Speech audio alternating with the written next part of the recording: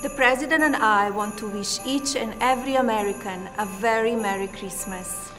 At this sacred time of year, Christians celebrate the birth of our Lord and Savior, Jesus Christ, and rejoice in His love for every person.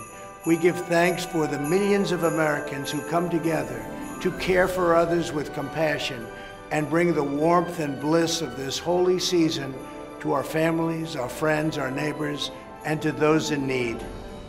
As we gather with loved ones this holiday, Americans across this land are grateful for all the men and women in uniform who keeps us safe, our military, our police, and everyone in law enforcement. We say a special prayer for those military service members stationed far from home, and we renew our hope for peace among nations and joy to the world.